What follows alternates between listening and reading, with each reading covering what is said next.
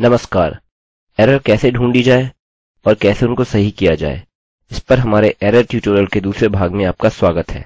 मैंने इस extra4.php का प्रयोग किया है और इसका कारण यह है कि जब हम इसे रन करते हैं, चलिए पीछे चलते हैं। extra4 पर क्लिक करें, हमें यहाँ पार्स एरर मिलती है और यह सब, और लाइन 6 पर हम क्या अपेक्षा कर रहे हैं या हम क्या अपेक्षा नहीं कर रहे हैं, इससे संबंधित हमें कुछ भी जानकारी नहीं दी गई है। हम लाइन 6 पर जाते हैं जो कि यहाँ पर है। पहली नज़र में हो सकता है यह ठीक लगे, किंतु वास्तव में हमें यहाँ पर एक अतिरिक्त कोष्ठक मिला है, अतः हम इसे हटा रहे हैं और आप देख सकते हैं कि यह अब कार्य कर रहा है। और अब यह ढूंढने में काफी सरल है। हालांकि जब आप गणितीय हिसाब जैसा कार्य करते हैं, उदाहरण स्वरूप जोड़ना, तुलना आदि, यदि आप इस प्रकार के गणितीय हिसाब कर रहे हैं और आप अपने कोष्ठकों का ट्रैक खो देते हैं, कभी कभी यह हल करना बहुत सरल होता है। जब हम इसे रन करेंगे तो कुछ नहीं आएगा क्योंकि यह दोनों आपस में बराबर नहीं है।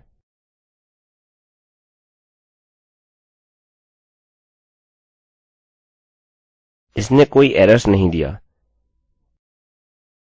किंतु यदि मैं एक अतिरिक्त कोष्ठक यहाँ जोड़ता हूँ, हमें पार्स एरर मिलेगी। जब आप जटिल इफ स्टेटमेंट्स या पेचीदा गणितीय ऑपरेशन हल करते हैं, आपको जांच लेना चाहिए कि कोष्ठक समान हो। बिल्कुल निश्चित कर लें कि आप हर कोष्ठक को जांच रहे हैं, या कुछ और, जैसे कि कुछ अक्षर जो वहां दिखाई देंगे।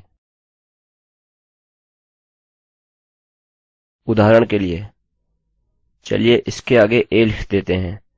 देखिए जब हम वापस जाते हैं हमें अभी भी पार्स एरर मिलती है। चलिए इसे हटाते हैं, इसे रिफ्रेश करें, अभी भी पार्स एरर मिल रही है। अच्छा, तो आपको पता है कि आपने कुछ टाइप किया है।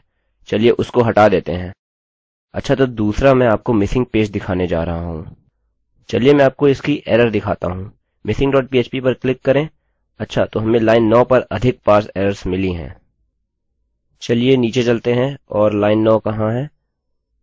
अर्धविराम। अच्छा माफ कीजिए, वास्तव में यह अभीष्ट नहीं था, अतः चलिए पुनः रिफ्रेश करते हैं। अच्छा, तो हमें लाइन 18 पर पार्स एरर मिली है। चलिए लाइन 18 पर चलते हैं। अच्छा, अब लाइन 18 यह लाइन यहाँ है जहाँ मैं संकेत कर रहा हूँ, लाइन 18 है। अच्छा, तो लाइन 18 में क्या गलती है? वास्तव में लाइन 18 पर कोई भी विषय वस्तु नहीं है, तो हम कैसे संभवतः एक एरर पा सकते हैं? और इसका कारण है जो मैंने पहले कहा था कि इस स्थान पर जांचें।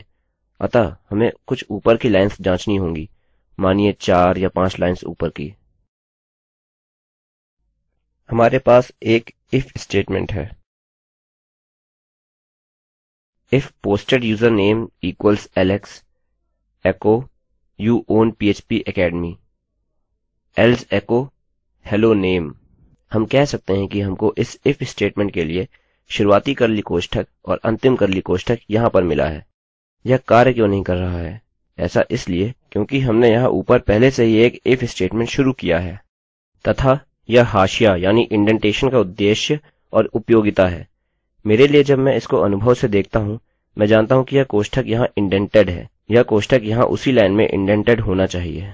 इसी कारण से यह यहाँ नहीं है। अतः यदि यह वहाँ था और वह वहाँ इंडेंटेड था, तब मुझे यहाँ ऊपर के पिछले इफ स्टेटमेंट से पता होना चाहिए कि ब्लॉक कहाँ पर शुरू हो रहा है और कहाँ पर समाप्त। किंतु यहाँ ब्लॉक शुरू हो रहा है और यहाँ पर कोई भी अंत कोष्ठक नहीं है। मैं इसे यहाँ रखूँगा और जब हम इसे रन करते हैं और आपको यह मिला, यह अब कार्य करने लगा है।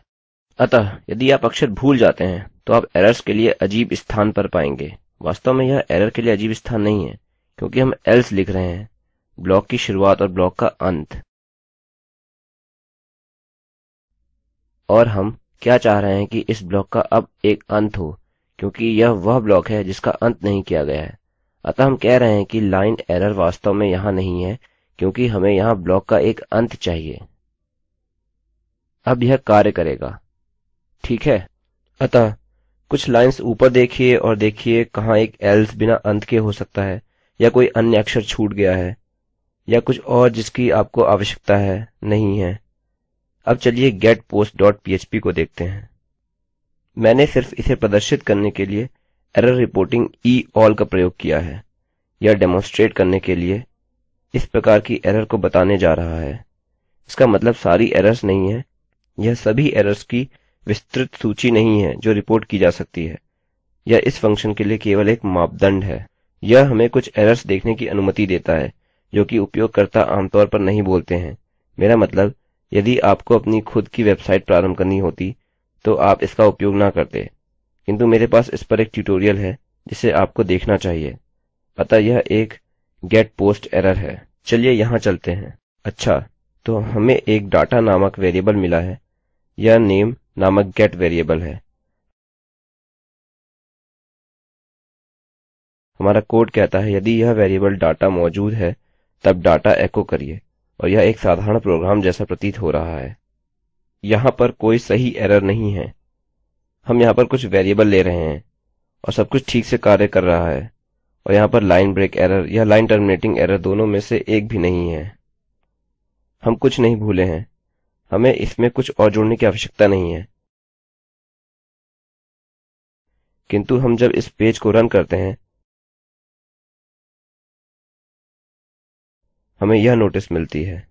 अब यह एक पार्स एरर नहीं है जो आपने पहले देखा, यह एक नोटिस है, और इस एरर के रहते पेज ठीक से कार्य नहीं कर सकता।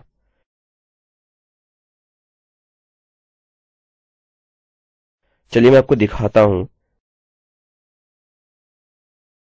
मैं यहाँ नेम इक्वल्स एलेक्स लिखता हूँ और यह एरर चली जाती है। यह दर्शाता है कि वास्तव में हमारे कोड में यहाँ पर कोई भी गलती नहीं है। किंतु पहले क्या गलत था? यह था कि यह डाटा वेरिएबल पूर्ण नहीं था। यह उसी के समान है कि डाटा बिल्कुल खाली है। चलिए यहाँ मैं लिखता हूँ एको वेरिएबल एलेक्स, और यह लाइन 5 है। चलिए रिफ्रेश करें। Undefined variable Alex, undefined index name. अतः हम क्या कर रहे हैं? ठीक है, चलिए मैं प्रारंभ से शुरू करता हूँ।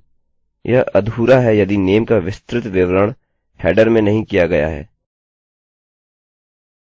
इसलिए डाटा खाली है, और इसलिए हमें एरर अनडिफाइंड इंडेक्स मिली, बिल्कुल वैसे ही जैसे हमें अनडिफाइंड वेरिएबल मिला था यदि हम वेरिएबल एको करवाते हैं जो कि निर्धारित नहीं किया गया है। अतः जैसे ही हम यहाँ कोई डाटा रखते हैं यह एरर चली जाती है। चलिए इसे रिफ्रेश करें।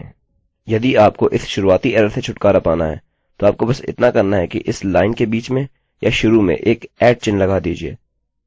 जब हम रिफ्रेश करते हैं हमें कुछ नहीं मिलता है क्योंकि कोई भी हेडर निर्धारित नहीं किया गया है, कोई भी गेट वेरिएबल निर्धारित नहीं किया गया है। और जैसे ही हम नेम इक्वल्स एलेक्स लिखते हैं हमारा नेम एको होता है, बिल्कुल उसी तरह जैसे कि कोड यहाँ दर्शा रहा है। यद्यपि आप इफ डाटा एग्जिस्ट का उपयोग कर रहे हैं, तकनीकी रूप से यह अभी भी मौजूद नहीं है। यदि यहाँ कुछ भी नहीं रखा है तो इसको देखिए। अभी के लिए बस इतना ही। अंतिम भाग में मैं तेजी से अगले 2 सामान्य एरर्स के बारे में बताऊंगा। वहां पर मिलते हैं। देखने के लिए धन्यवाद।